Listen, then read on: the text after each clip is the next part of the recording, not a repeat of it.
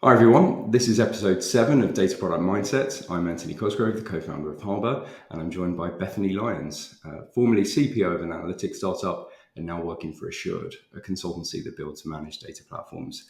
Beth, it's so good to have you on. Thank you for joining us. Thank you so much for having me, Anthony. So we kind of always start by just asking people to tell us a bit more about kind of what they're up to. I know you're always up to lots of super interesting things, so over to you. Yeah, cool. So as you mentioned, I came from an analytics startup. We were building like a warehouse native spreadsheet for big data. And I actually joined the most promising prospect who never bought our product because I wanted to learn more about their business and what should I be building them. Um, and so I joined this consultancy who runs their data platform. They're a hedge fund. And so I've now spent the last sort of 4 months working full time from a London based hedge fund building like trade matching algorithms and all sorts of weird and wonderful, fun and interesting stuff that we're going to get to chat about today. Amazing, good stuff. Kind of building algorithms and so on and so forth, and it kind of leads very easily into the topic of this kind of, you know, is that a data product? How do you think about data products? Can you give us some examples of data products you've built and worked with? Yeah, sure. So I think I built, so I'd say 99% of the work goes into building something that is not a data product. And then the last Right. 1% is what actually is the data product because that's the point at which the customer realizes value. So Yeah.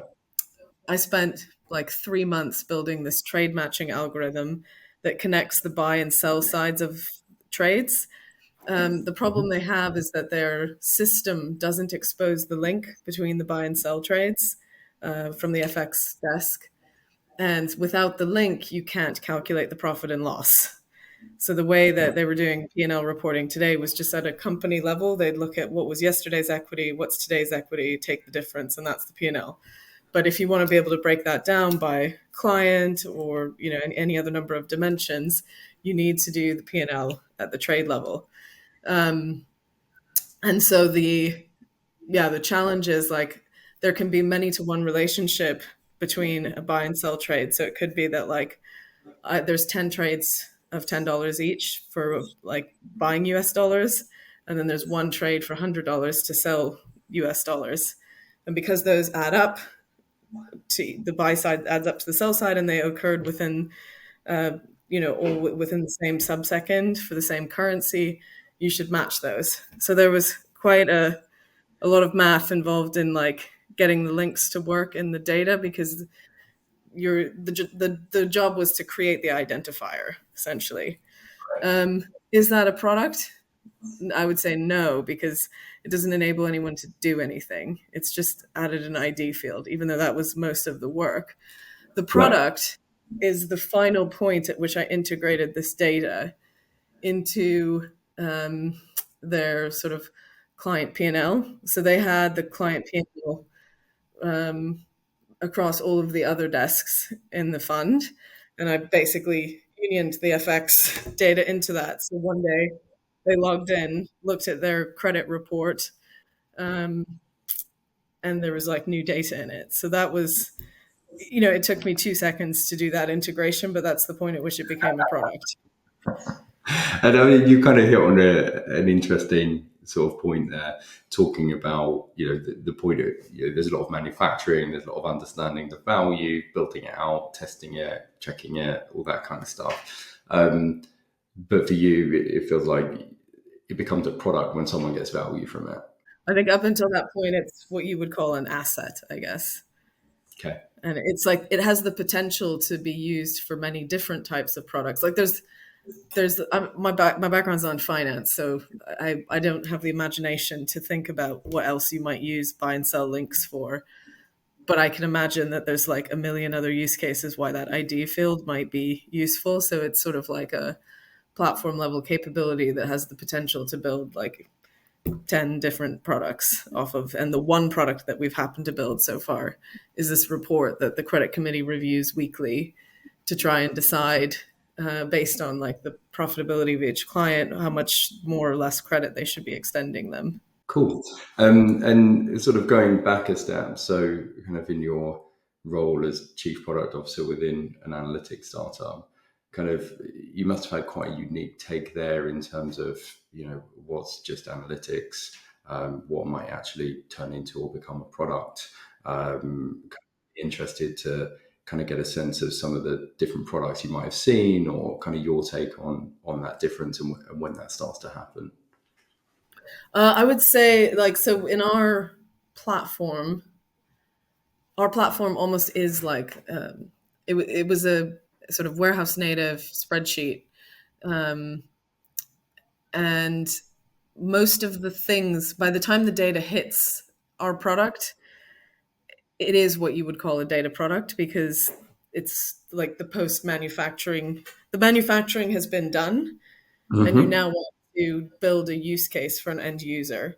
So I Mm-hmm. would say, like, most of the things that got built, most of the use cases that would get built in our product were, um, sort of, yeah, data products, I guess. Got it. Got Um, it. And like, do you have any kind of good examples of products you've seen, whether in that context or beyond that, that you felt were kind of particularly interesting or good examples of a data product? I think people always find hmm, it quite interesting, and you've kind of already gone through this very specific example with the hedge funds and this particular component, and then how you might start to productize that in a bunch of different ways. um, yeah, is it, do you consider a report a product? Well, I think, I mean, that's kind of part of the question, right? And I think most Yeah, people probably would consider a report to be a a product, right? report to be It's a very much, product. yeah, it's very much towards that end of the spectrum, isn't it? Where you've done all the development work, you've understood what somebody needs, you've kind of pushed it out as a very, very specific report that probably needs to be managed and maintained on an ongoing basis, unless it's just, literally just a one-off piece of analysis.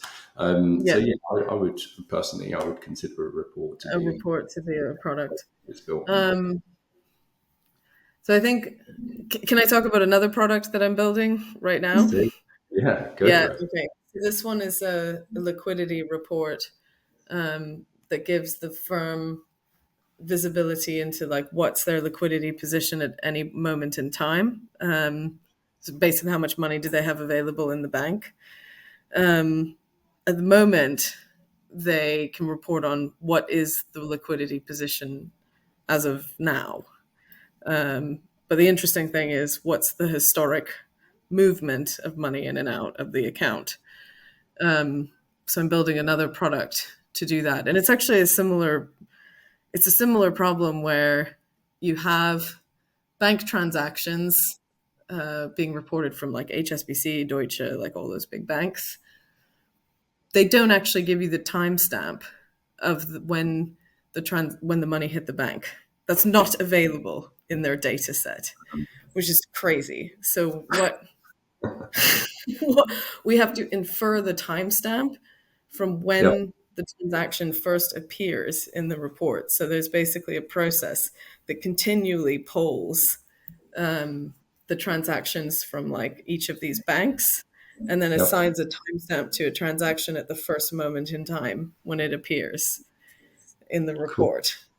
We then need to get that timestamp and pull it out of the banking data and put it into the payment voucher data. Yep. Um, there's like the payment voucher data doesn't, it just has the timestamp of when the request for the payment was raised, not when the payment actually came through. So we need to get the payment date from the bank data, pull that into the voucher data, um, and then you're able to report on like what's your liquidity position over time. So it's a similar kind of Pareto principle again, where all the hard work is in the manufacturing process. That, like, it's kind of bananas when you look at like how much work goes into just getting a timestamp into a data set in the right way, because you have to do all this matching again, because there can be like multiple payment requests raised to the same Yep. bank, and then like the same client, and then the client just makes a single transaction. And so you have to infer that this $200 is made up of 50, 25, 75, Yep. and bundle all those transactions together. So I'm building like it's a linear program. So it's almost like it's outside the field of analytics and into the field of operations research. So I'm building a linear program that does that reconciliation process. Um, and yeah, is that a product? Not really. It adds a timestamp to a table. Like if I make a chart that shows the liquidity, it's not a product. Got it. And I know that kind of outside of the manufacturing part of that data product, creating a timestamp, creating a new element, kind of whatever that happens to be. Um, Outside of that, I know you're kind of very creative and have done lots of super interesting things, which we've discussed over the years around how do you then kind of find market fit for that product? Like how do you Yeah, understand kind of user demand and user needs? You've sort of spoken about like how much work goes into just manufacturing a simple data element, but yeah, tell us a bit more about that side of it, and like really interested to understand, how you approach that in terms of, something has been manufactured and I'm trying to see additional use cases, or something hasn't been manufactured but I yeah. understand there's a problem, I'm trying to work out what to build for them. So yeah, I think there's sort of two schools of thought of how to approach like data product creation. One is like an infrastructure first perspective of like, let's get our house in order, build the foundations, make sure it scales, make sure that we're building kind of highly standardized data models that can be repurposed for lots of uses. And then there's like the use case first approach of like, what column do I need to add into what table? And then how do I work backwards to build the data foundations to do that? I think what the first approach is like an engineering first mindset. And the second approach, the use case first, is like a product first mindset. So as a product person, I'm like heavily living in the camp of start with the use case and then build out the requirements from there. And in fact, one of the approaches I was discussing with my clients and with my firm was that we should actively like implement a process where we build things twice. The first build is the prototype stage where you just are doing the discovery work to figure out what should actually go into building the product. Hmm. And you build a messy prototype and it works and you get some validation, but the code base is like a piece of and it's nothing you'd ever want to put into production. Um, so then you have a second stage of development where you go back and refactor everything that you built, architect it properly, and then implement it in a way that it's going to be robust, like well tested, monitored, and future proof, essentially for new incoming data streams. Um, and yeah, both the client and my firm were very receptive to this idea of like build it twice, and it's potentially two different people. There's a big difference in the skill set required to prototype a use case versus to put it into production. So that's sort of where I see the distinction between like where does product management end and where does engineering begin. And I think a lot of people start with an engineering first mindset because they get a clear output. Hmm. Um, but it's like, but then you don't get the right output. You get a column in a table instead of a liquidity report. Um, that was kind of long and rambling. No, no, no. But just listening to you there, I think the idea of like build it twice and being quite explicit about we are going to build it twice and there's a reason to build it twice is such an interesting one. Because I think a lot of the approaches, the concerns are around rework and kind of wasted resource. So to your point, if I do engineering, I haven't wasted resource because I've got something very defined, very structured. I can point at it. It exists. There was an output. Like there's no debate that work happened and something was made. Yeah, I could build 7 prototypes and throw all of them away. And none of them could be ready to go into production, to your point, and that probably looks like wasted work or something that needs to be reworked. So it's kind of, I think that approach is fascinating because you're just being very explicit about the fact that we are going to do it. There's a meaningful reason to do it. And if we don't do it, there's going to be rework anyway, because we risk just building something that exists and is there and works, but it doesn't generate value. Yeah, and I think it's important for people to know that putting something into production might take 10 times longer than it took to build the prototype, because you have to build all of, like, the prototype might get you 90% data quality and it takes 10% the work to get there. The last 10% can be 90% of the work because they're all like exceptions that need to be managed individually.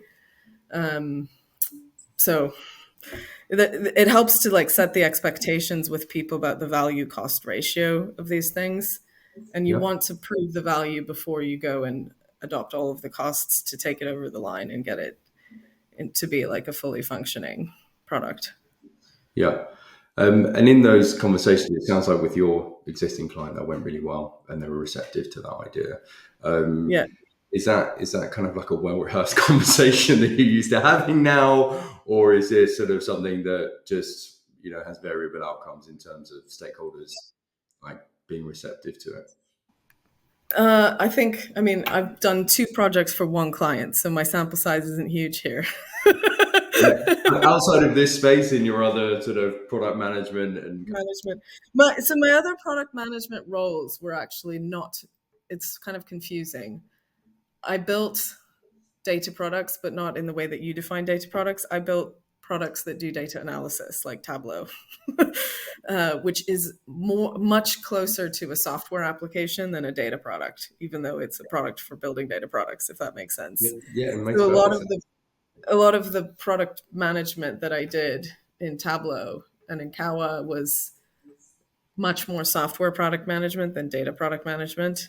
So I'm kind of new to data product management, and which is interesting because it's helping me figure out what parts of software product management should we bring to data product management and what parts should we leave behind. And have you reached any conclusions on that or some initial thoughts? Yeah, like my initial thoughts are that the product manager should do the development in the data product management world, whereas in software development, the PM doesn't do the development work. And it's because I was reading this really awesome article this morning by Tristan Handy, the founder of DBT, about Hmm. how like analytics is not an assembly line. Analytics is like a highly iterative process where you can separate the work of a data engineer, an analyst, and a decision maker. You ideally want all three of those processes to happen in a single brain. And so that is an important consideration for how you build products as well.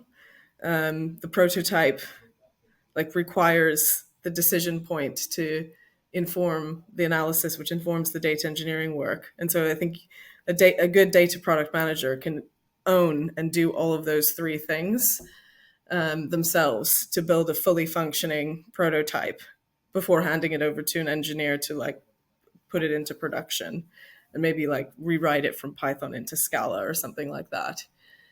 The software world doesn't really have an equivalent of that because in the software world, you build a Figma kind of prototype and then hand it over to an engineering team to implement. So it's you're not relying on the product management. You're relying on the product management team in the software world to communicate requirements to design and engineering, but you're not requiring the product manager to actually implement the solution. Whereas I think in the data PM world, the product manager should be implementing the solution. So yeah, in terms of where I see the data product space heading, I think AI is making coding accessible to non-technical users. So I see product managers becoming, in fact, much, much more technical. Like I couldn't write a single line of code 4 months ago. And then when I joined my client, I was thrown a code base and told to make it work.